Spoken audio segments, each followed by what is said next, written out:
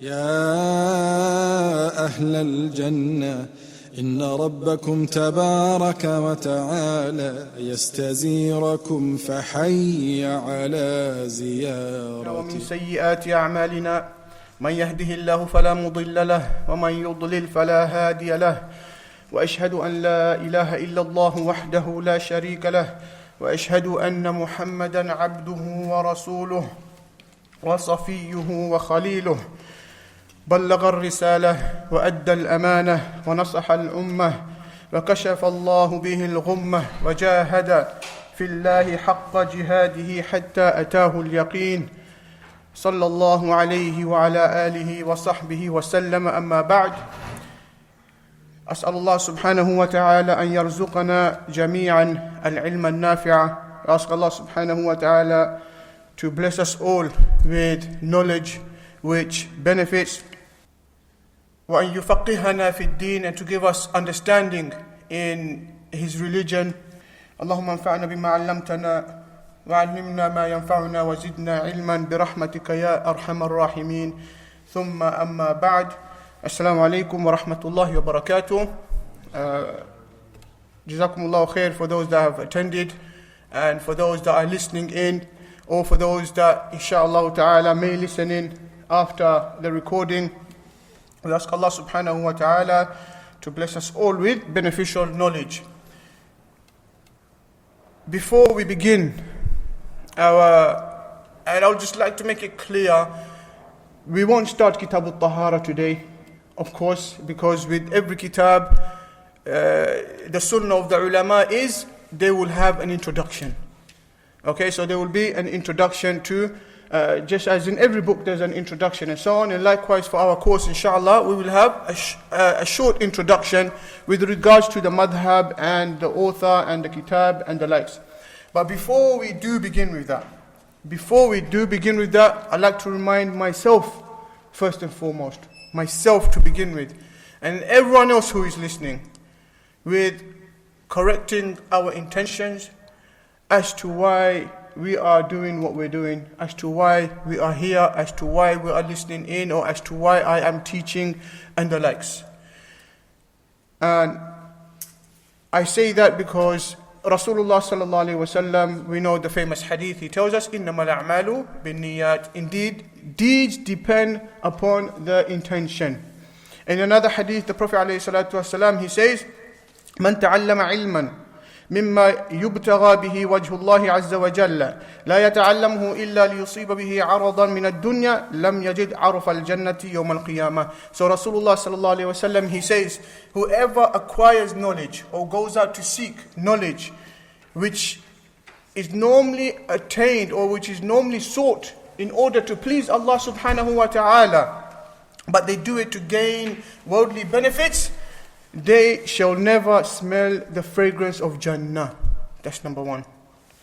Another hadith, the Prophet ﷺ, he says, "Man talaba al-ilma liyumariya bihi as-sufaha." This is a very important hadith. All of us need to pay attention to it. Though you'll find some ulama, they say this hadith in and of itself, the hadith itself is weak, but one, the meaning is correct, and two, due to other narrations, it raises its rank to Hasan, which means it's acceptable, this hadith. We can act on it and so on and take it as from Rasulullah alayhi salatu wasalam. So Rasulullah alayhi salatu wasalam, he says, "Man talaba al-ilma liyumariya bihi as-sufaha." Whoever seeks knowledge in order to argue with the foolish, أو ليباهي به العلماء, or to show off before the scholars, or to show off before the people and the likes, أو ليصرف وجوه الناس إليه, or to turn the faces of the people towards him, as in saying, oh, look at me, I'm so knowledgeable and so on. If you do it for this cause, فهو في النار, this individual will be in the fire. So the beginning of every lesson, or with everything that we do in life, we need to remember to correct our intentions, and even throughout the lessons, always remember to correct your intentions, because this is where the shaitan, he comes to you. This is where the shaitan, he tries to tackle you on and so on. So we need to remember that the tullabul ilm, the students of knowledge, their ranks and their categories and their closeness to Allah subhanahu wa ta'ala will all depend on this intention of this. Depending on your intention is how you will be close to Allah subhanahu wa ta'ala, and it is how Allah subhanahu wa ta'ala will reward you. Now, so we know our lesson today is that of fiqh, and as humans, before we get into anything, we like to know what the end goal is. We like to know what we're going to be rewarded with and so on. So before we begin again, I would like to mention just a few importances with regards to fiqh in itself and the likes. So the first hadith, very famous hadith, well known to all as well, where Allah subhanahu wa ta'ala, the Prophet alayhi salatu wasalam, he says, and this is in Sahihain, so it is in Bukhari and in Muslim. Rasulullah sallallahu alayhi wasallam, he says, "Man yuridillahu bihi khayra yufaqqihhu fid din." Whosoever Allah subhanahu wa ta'ala intends good upon, He gives them the understanding of the religion. And the ulama, they say what is the opposite is understood from this hadith. Meaning, وَالْعِيَاذُ بِاللَّهِ, if Allah does not intend good for you, He will not give you the understanding of religion. Okay, so this is the first thing. And Rasulullah alayhi salatu wasalam, he also says, as we mentioned a few ahadith from Jum'ah as well, where he sallallahu alayhi wasallam, he says, to the nearest meaning, the difference between an alim and an abid is that of the moon, meaning on a full moon night, compared to the other stars. There's no comparison. And those who study fiqh and so on, it is they who become the ulama, the knowledgeable people and so on. So, another thing with regards to coming around in the house of Allah subhanahu wa ta'ala, this is a hilaq al-dhikr, or this is a remembrance, a gathering of remembrance of Allah subhanahu wa ta'ala. And we know when it comes to the gatherings of remembrance, they are witnessed by the malaika. The malaika, they engulf their wings over these individuals and so on, and they constantly make dua of maghfirah. So may Allah subhanahu wa ta'ala make us amongst those and accept it from us. So another virtue we know with regards to seeking knowledge, actually we just mentioned, was the difference between an abid and an alim. The hadith, again, the man who killed 99 men. He had 98 on his list. He went to an alim, an abid. An abid, for those who don't know what an abid is, someone that's just engulfed in ibadah, constantly just worshipping Allah subhanahu wa ta'ala. See no evil, hear no evil. It's this individual. This man, he goes to this guy and asks, is there forgiveness for me if I killed 99 people? The abid was in shock. He sees no evil and so on. What does he say? How can Allah forgive you? You've done such and such thing. He's made number 100. But then he's sent to an alim, someone that has the knowledge of the religion, and this man, he is able to guide him to the correct path. So this is the difference between an alim and an abid. And another virtue of seeking ilm, this is a path to Jannah. You coming to seek knowledge, Allah will make your path to Jannah easy. Where's my evidence for that? Rasulullah sallallahu alayhi wasallam. Again, he tells us, "Man salaka tariqan yabtaghi fihi ilman, sahhala Allahu lahu tariqan ila al-jannah." Whosoever treads a path or takes any path, seeking in it knowledge, Allah subhanahu wa ta'ala will make easy for them the journey to Jannah. And of course, you seek knowledge, you get to know Allah even more. The more you know Allah, the more you worship Allah as He's supposed to be worshipped, and the more you fear Allah the way He's supposed to be feared, and the easier, of course, your journey to Al-Jannah. Now, khair. And I think we all know that we are studying the text, Matn Abī Shujā. Inshallah, we'll get to that in more detail shortly. One question we hear nowadays: why should I follow a madhhab? Or do I have to follow a madhhab? And so on. If I pose a question to anyone here, do we have to follow a madhhab? Anyone answer?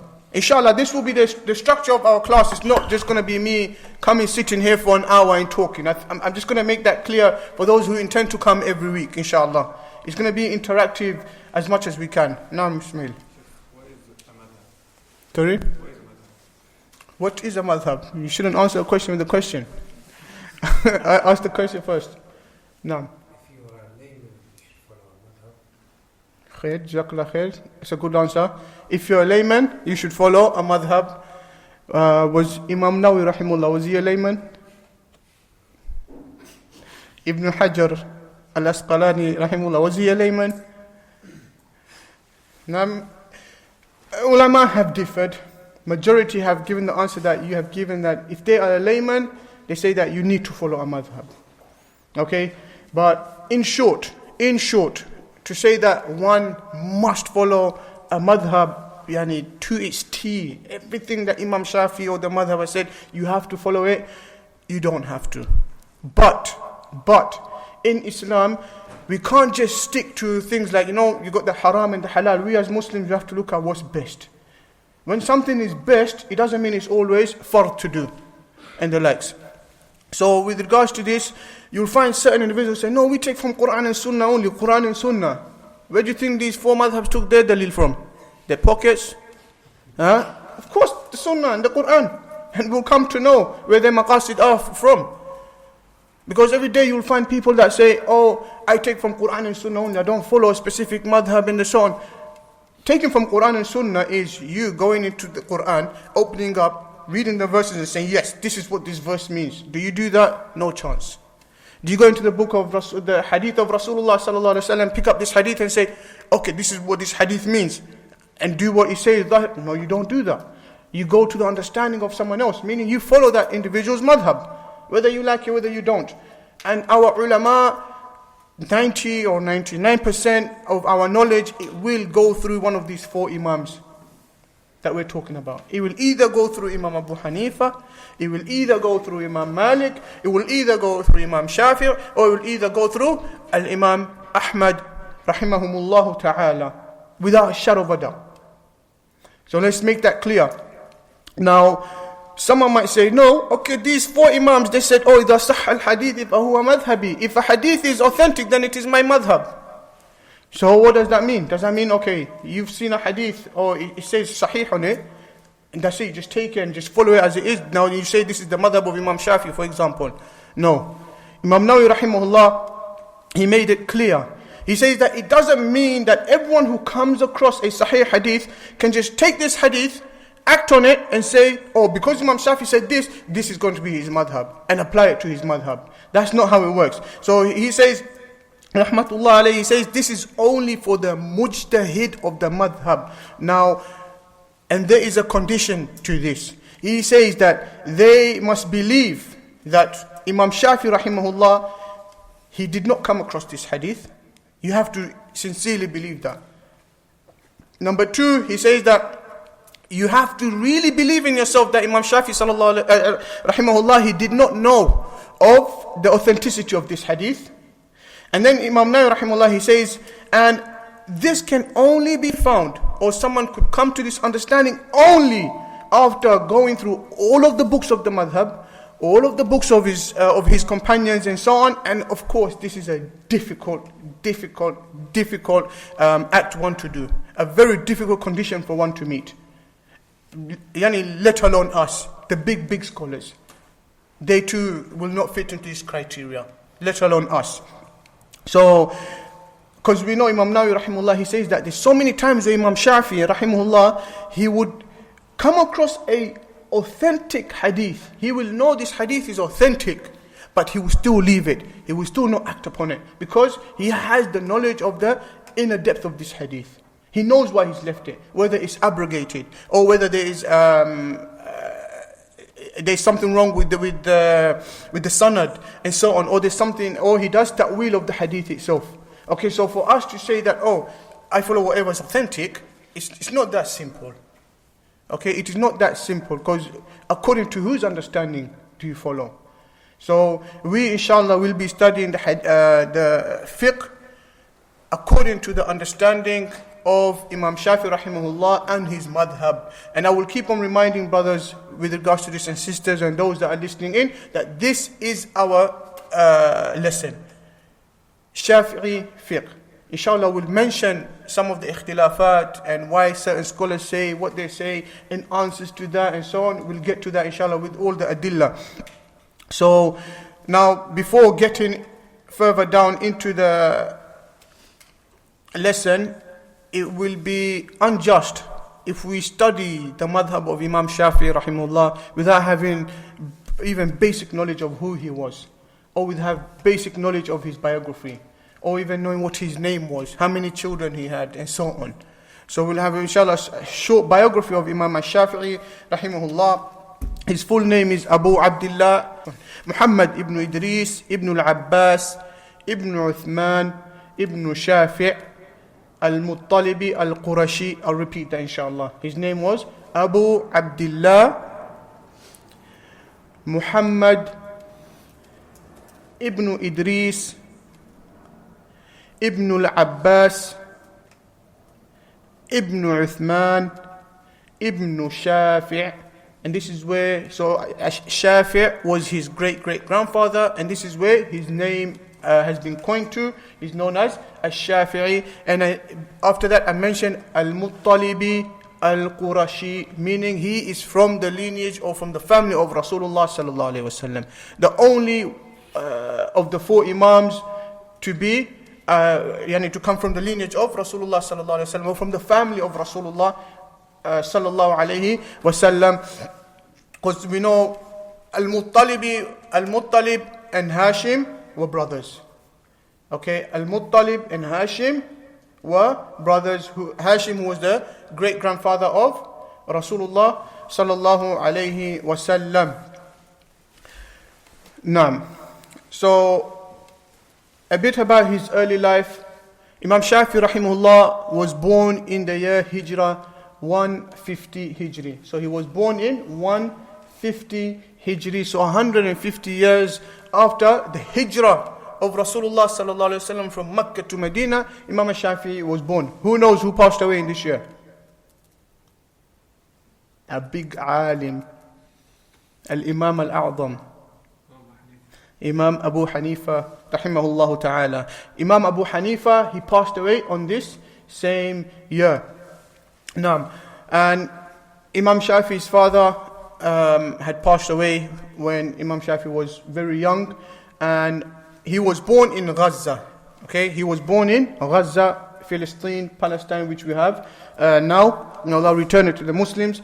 So he was born in Gaza, and during infancy he was raised by his mother, of course single mother at that time, very poor.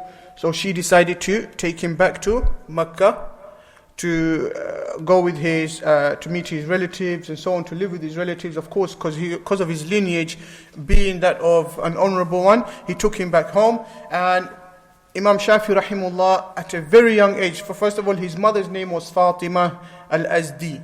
Fatima al-Azdi. So she takes him back to Mecca, and Imam Shafi rahimullah, he stays with the scholars of Mecca, the ulama of Mecca at the time. It's narrated that he had he memorized the Quran at the age of 7. Fully memorized the Quran at the age of 7. And I think which you've heard from previous talks and so on, that he had photographic memory, where he, rahimahullah, he says himself that when he used to read a certain page, he would cover one page up just so that the information is not mixed up. Subhanallah, this is the kind of memory that he had, which today they call it photographic memory. So it's not far-fetched for such an individual to memorize the Quran at the age of 7 years old. Now, whilst in Mecca, of course his mother was poor, single mother. The ulama at that time, scholars at that time, one of them volunteered to pay for the fees and so on of Imam Shafi, because they saw how bright this boy was. So they took him in, and you could say they sponsored him basically, and they would pay for his fees and so on. And at the mere age of 15 years old, Imam Shafi rahimahullah was given the certification. He was given the go-ahead to give fatwa. So at the age of 15, he was given the permission to give fatwa by his teacher,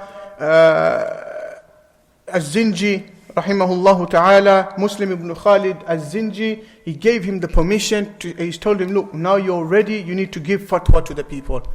That's the knowledge he had. We can see, subhanallah, what Allah subhanahu wa ta'ala has got prepared for such an individual. At the age of 15, in the city of Makkah, he's told, give fatwa. So, at the age of 15, and the fact that he was so poor and so on, he said he was so poor, he did not have any money to get paper and so on, so he would take his notes and the likes on stones and bones instead. This is the love they had for knowledge. Now, this is the love they had for knowledge. Now, Imam Shafi'ī rahimahullah, he then went to, his mother took him to Banu Hudayl, who were a tribe that was known for their fasaha, for their eloquence in language and speech and so on. So Imam Shafi'ī rahimahullah was sent to them to learn poetry. And we know he was so good at the Arabic language that the ulama have said that he is a hujjah in the language. And a hujjah in the language, it means basically he is a proof of the Arabic language. So if you've got two individuals arguing about the meaning of a word, they'll say, let's see what Imam Shafi'ī says. Whatever he says is correct. Okay, so this is the level he reached when he came to the language of Arabic. So anyway, around the age of 15 and so on, he was taken to Imam Malik to go and study under Imam Malik, who was the Imam in which city? In Al-Madinah. Okay, he was the Imam of Al-Madinah. So he's taken there by his teacher, Muslim ibn Khalid rahimahullah. And the story is deep, but to keep it short, Imam Shafi'ī rahimahullah, he memorized Al-Muwatta of Imam Malik, the famous hadith book of Imam Malik. He memorized it, some scholars say 3 days, some say 9 days. Yeah, so regardless, even if we say 10 days, whatever, he memorized Al-Imam Malik's Al-Muwatta in 9 days. For those of us that have seen Al-Muwatta will know how difficult it would be to do such a thing. To memorize anything in 9 days, let alone a book of hadith with the sanad and so on. So, and in this book, it took Imam Malik rahimahullah 40 years to write. Took him 40 years to write this hadith book. But Imam Shafi'ī rahimahullah, he memorized it in this short span, which amazed Imam Malik. It amazed Imam Malik rahimahullah, and he said, Yani, you've got something that will come to you. You have something, meaning something great that will come to you. So anyway, he remained in the presence of Imam Malik rahimahullah. So he went to Imam Malik in the year around 170 Hijri, and he remained with Imam Malik for about 9 years, and he studied whatever Allah subhanahu wa ta'ala allowed him to study. And in the year 179, Imam Malik rahimahullah, he passes away. And after passing away, Imam Shafi'ī, he returns back to Makkah. He returns back to Makkah, and of course he would have returned back with great knowledge after sitting under a giant like Imam Malik rahimahullah. Now, it was this year which Imam Shafi'ī rahimahullah got married. So it was in the year 179 Hijri, making him 29 years old. Around there, he gets married to Hamida binti Nafi', and this woman, Hamida binti Nafi', rahimahullah, she comes from the lineage of Uthman ibn Affan radiallahu anhu. Okay, so she comes from the lineage of Uthman radiallahu ta'ala anhu, and he had 3 children. With Hamida, he had Abu Uthman, so Muhammad, whose kunya was Abu Uthman, and he had Zainab and Fatima. So 2 daughters and 1 son. And he also had a slave girl or servant that he had, and he actually had a son with him whose name was Muhammad, but his kunya was Abu Hassan, but he passed away at a very young age. And anyway, quickly moving forward, Imam Shafi'ī rahimahullah, he goes to Baghdad to seek knowledge and so on. And in Baghdad, he studies under the likes of Muhammad al-Shaybani, the great student of which scholar? Imam Abu Hanifa rahimahumullah. So he studies under Muhammad bin Hassan al-Shaybani, who is after Imam Abu Hanifa in the Hanafi madhab, it's Imam Abu Hanifa, and then it comes Imam Muhammad and Abu Yusuf. Okay, so these two, Abu Yusuf and Imam Muhammad, who are known as Sahibain in the Hanafi madhab, they are second to Imam Abu Hanifa rahimahullah. So anyway, he studies under Imam al-Shaybani in Iraq, and then he goes back to Makkah, carries on life in Makkah and so on. But then in the year 195 Hijri, he goes back to Iraq, and this is where he establishes his first madhab, which is known as Madhhab al-Qadim, the old madhab of Imam Shafi'ī.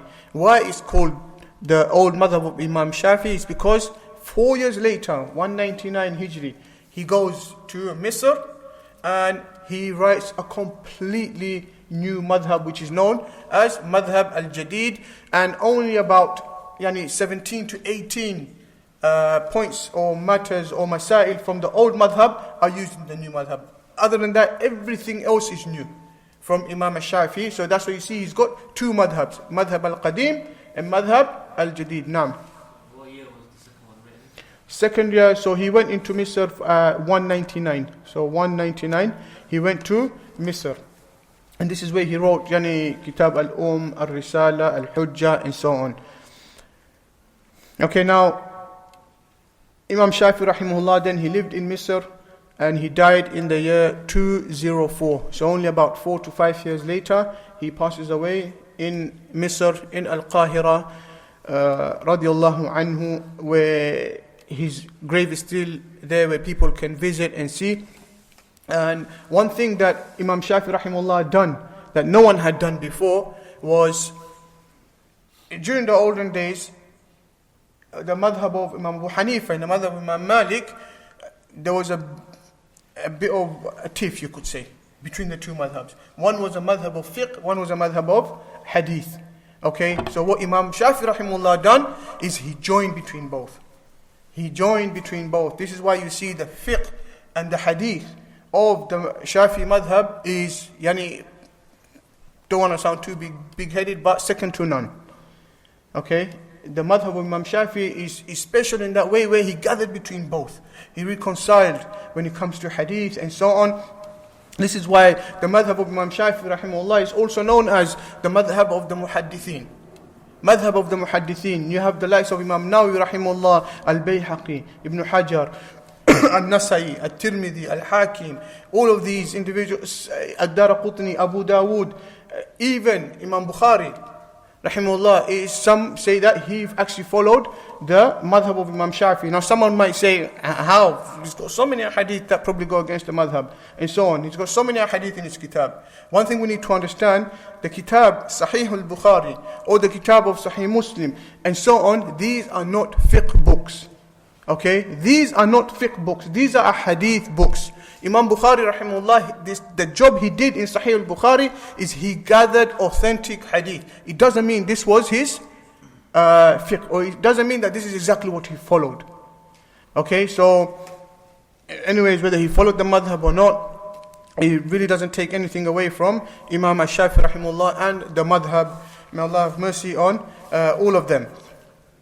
Now, so that is the madhab of Imam Shafi'i. That's a short biography of Imam Shafi'i rahimahullah himself. Now, to mention what is the time. Okay, so now that is with regards to the madhab, the biography of Imam Shafi'i. Now after that, we'll mention a few words on the author of the kitab itself that we are studying. Okay. The text we will be studying, inshallah, is Matn Abī Shujā, which has different names and so on,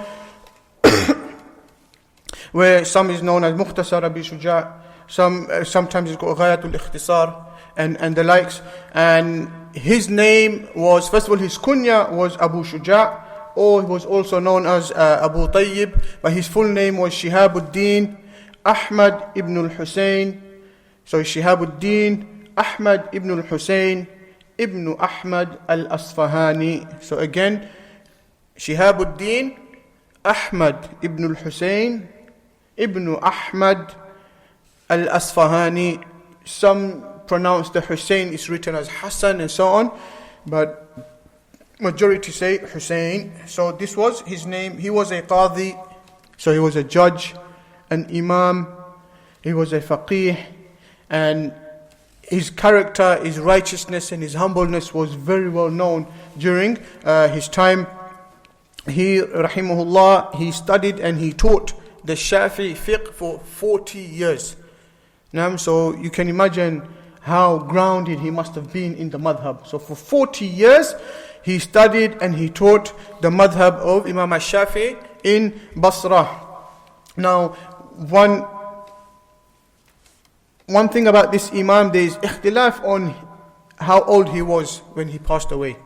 So, he, rahimahullah, was born in 434 Hijri. 434 Hijri, and some narrations mention that he passed away in 488 Hijri, making him 54 years old. But, according to the more correct opinion, which is not far-fetched, if you ask me, and so on, is that he passed away in the year 594. Yeah, that's how I was at first as well. I had that same face. Now, he passed away 594, making him 160 years old. Yeah, 160 years old of ibadah. What more can you ask for? Now, that is 2 lifetimes in our day and age, you can say. So, and why I say that is because there are some ulama who have narrated from him, and they give the year, they say that Imam Abu Shuja or Shihabuddin, he narrated a certain hadith to me in the year 500 Hijri, for example. Now, that's clear that he can't have passed away in 488. So, regardless of his age, his work, which Allah subhanahu wa ta'ala preserved, and the fact that it's got so many shuruhat, it's got so many commentaries, like 10 plus, and then it has later commentaries as well, and so on. This, the ulama, they say that this is a sign of his sincerity in the work that he has done, and his acceptance in this work, that Allah subhanahu wa ta'ala has accepted this, and nearly 1,000 years or 900 years after his death, we are still studying his work. Imagine how much sadaqatul jariyah he has with him on Yawm al-Qiyamah. Nam rahimahullahu ta'ala. Khair. Now we get on to the question of what is fiqh. Okay, we're studying fiqh, but do we know what fiqh really is? Who can tell me what fiqh is? Anyone? Even if it's the linguistic understanding. Religious jurisprudence. That will fall more into the istilahi, but I want the lugha meaning. What does fiqh mean? Think back to some verses in the Quran. قالوا يا شعيب ما نفقه كثيرا مما تقول. What is it? So what does it mean? Naam. So fiqh, the basic terminology or the basic translation of this word fiqh is al-fahm. The Arabs will tell you that fiqh means fahm, meaning understanding. Okay, that's what it means, and we've got verses over here, like we mentioned, قالوا يا شعيب ما نفقه كثيرا مما تقول. They said that, oh Shu'aib, we do not understand anything you are saying. And where Allah subhanahu wa ta'ala, where He says, فما لهؤلاء القوم لا يكادون يفقهون حديثا. So, what's wrong with these people? They don't understand the speech. So, the word fiqh comes from that it means to understand. Or in the famous hadith where Rasulullah sallallahu alaihi wasallam made dua for Ibn Abbas, if I'm not wrong, where he says, Allahumma faqihhu fid deen, oh Allah, grant him the understanding of religion. So remember, we said in the beginning, when Allah subhanahu wa ta'ala wants good for someone, what does He do? What does He do? Grants him understanding of the deen. Okay, when Allah subhanahu wa ta'ala wants good for you, He grants you understanding of the deen. Tayyib. Now, the istilahi meaning. We'll see this in a lot of the chapters that we go through. You'll see in the books of fiqh, every word will have a literal meaning, and then it will have a technical meaning. Okay, so when we say istilahi, we mean like the technical meaning of this. word. So the technical meaning for this is, like you said, is what? Can you repeat it again? Knowledge of jurisprudence. So, but just to be specific in what the ulama have mentioned, they have mentioned that, first I'll mention the Arabic inshallah, so that it is al-ilm bil-ahkam al-shar'iyya. So for those that want to write the Arabic, I'll read it slowly. So it's al-ilm bil-ahkam al-shar'iyya. So again, al-ilm bil-ahkam al-shar'iyya al-amaliyya. Everyone written that? Al-muktasab min adillatiha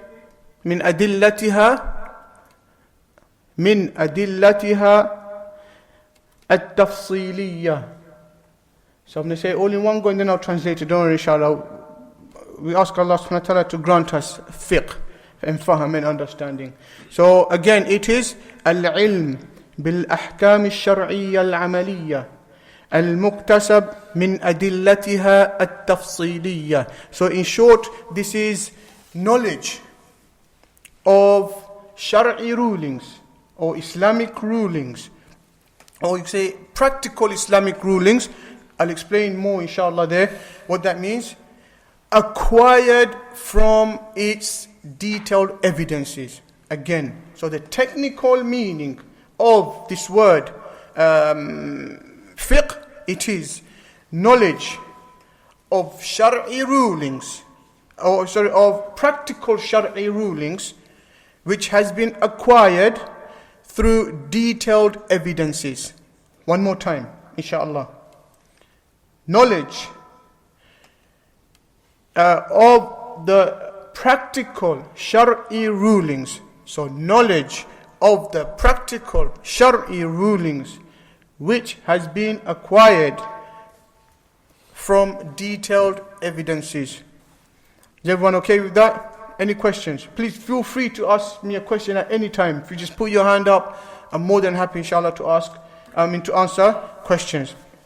Okay, now knowledge of Shar'i rulings. When we say practical Shar'i rulings, of course now the Deen al-Islam is a practical religion. Now, it is a practical religion. Everything, so after Shahadatu an la ilaha illallah anna Muhammadur Rasulullah, in the heart we say that this Deen, that has to be proclaimed or proven through actions.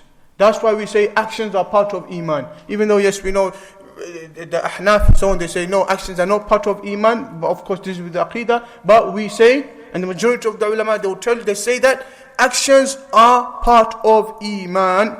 So this is the first part of the definition of this term. Practical knowledge, because it is these practical actions and so on which will increase our Iman and the likes. Now, al-muktasab min adillatiha at-tafsiliyya, and when we say the practical, these we're talking about, of course, the halal, the haram, the do's, the don'ts, and so on, and which inshallah we'll get to that in today's lesson, bi'idhnillahi ta'ala. Acquired from detailed evidences, and of course, what are these evidences? Al-Quran and Sunnah, as we like to say these days, only take from Quran and Sunnah. This is where the evidences come from. Okay? And just to touch on a bit this word al-ilm. This word al-ilm. Imam Nawawi rahimahullah, he says that there's 3 types of knowledge. Okay? Knowledge, you can divide it into 3 types. So, number 1 is, we know fard ayn. Fard ayn, which is the individual obligations. Individual obligations. And he quotes a hadith which he says, even though the hadith is weak, I think everyone knows this hadith, or you've probably heard on social media everywhere. Talabul ilmi faridatun ala kulli muslimin. Seeking knowledge is fard, it is a must upon every single Muslim. Of course, not all knowledge. It's specific knowledge. He says, rahimahullah, and he has a right to say this because he was a muhaddith himself, even though the hadith is weak, the meaning is correct. We understand that the meaning is correct of this hadith. So, first one is fard ayn. This knowledge is split into these three categories. First category, fard ayn, meaning certain knowledges which you have to learn by yourself. How to perform salah, what breaks your salah, what breaks your wudu, and the likes. And then you have fard kifaya. Fard kifaya, which is a communal obligation. A communal obligation. Okay, now with fard ayn, if an individual, there's certain things, if someone does not do, they will be held accountable in front of Allah subhanahu wa ta'ala. They will be sinful. And then this communal obligation, these are certain things or certain acts that if the whole community do not do, the whole community will be, or if at least one person of the community does not do it, the whole community will be sinful. For example, Salatul Janazah. Someone passes away and no one does janazah in that whole locality, the whole community will be sinful. So he says that, and then this ilm, there's fard kifaya, and the third that he gives is an-nawafil, ilm of the nawafil, knowledge of the voluntary deeds or the voluntary acts, meaning, for example, things like going very deep into certain studies, or like to do deep research of evidences which go beyond the need of someone to do, and so on.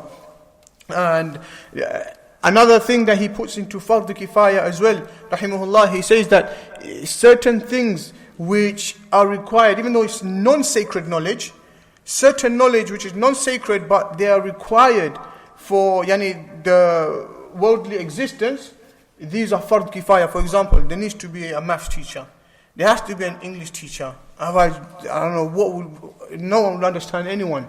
There has to be an English teacher. For example, maths, certain sciences, all of these things have to be taught. Yeah, because this religion is not a knowledge of ignorance. Yeah, and we're not a religion of conjecture and so on. If we read into our history, we'll come to understand how rich education was in the Muslim world. Now, obviously this is not our topic, but so this is basically part of fard kifaya as well. But obviously if one does that, they should not neglect their dini knowledge and so on, because you'll find certain individuals, unfortunately, they will dwell so much into the worldly matters, leaving off their dunyawi, and one can say the akhiri matters. وَالْعِيَاذُ بِاللَّهِ مِنْ ذَلِكَ. Khair. Now, we want to mention the main evidences from this madhhab, basically the sources of evidence that this madhhab uses. Number one, the first source of evidence is Al-Quran. Okay, Al-Quran is the first source of evidence that every madhhab uses, not just the madhhab of Al-Imam al-Shafi'ī. Okay, every madhhab uses this. Number two, the Sunnah or Rasulullah sallallahu alaihi wasallam, meaning the hadith.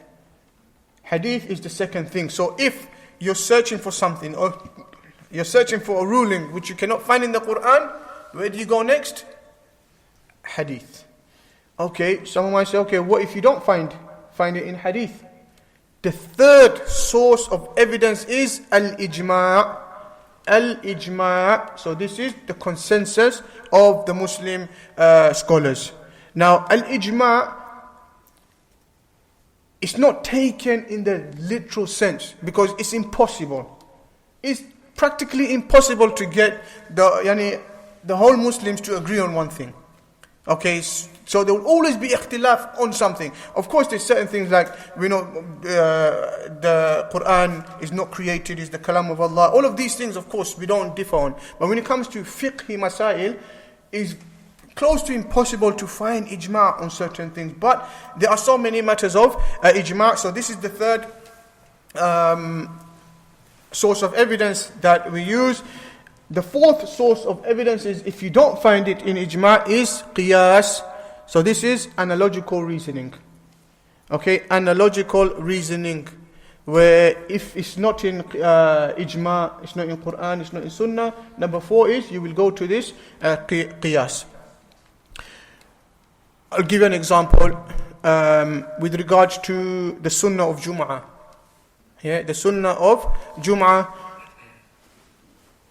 You'll find some scholars, they'll say there's no fixed amount, you can pray whatever you want. Before yani Salah, there's no fixed, before Jum'ah, pray as much as you want, and so on. But for example, Imam Shafi'ī rahimahullah, he will say, he will do qiyas of Jum'ah on Dhuhr. So he will say that, look, we've got no evidence from the Quran, we've got no hadith, like for example the Sunan Rawatib, where we know the Prophet ﷺ said, whoever holds on to these 12, and he gave us the numbers, but he does not mention Al-Jum'ah. So Imam Shafi'ī rahimahullah, he says, look, Jum'ah is a substitute of Dhuhr. So whatever happens in Dhuhr, we'll do it in Jum'ah. So you pray 2 rak'ah before, or 4 according to others, and 2 rak'ah after. You apply the same ruling. Is this understood of qiyas? Any questions? Please feel free to ask any question. So this is al-qiyas. Naam. So obviously for someone like a lady like us, Naam. to use qiyas for example, we should refrain from it obviously, because the amount of research you have to do obviously into the Quran and the Sunnah. Naam. So that's only For the ulama. So this is only for when you are deriving a ruling. And who derives ruling? Of course it's the ulama. It's the mujtahideen. Naam, it is the mujtahideen. And so, and you could see how low or far down the list this qiyas is. It has to go through complete scrutiny of the Quran, complete scrutiny of the hadith, complete scrutiny of ijma', so the sahaba, the tabi'in and so on. And then, now you'll use your ijtihad and make your decision.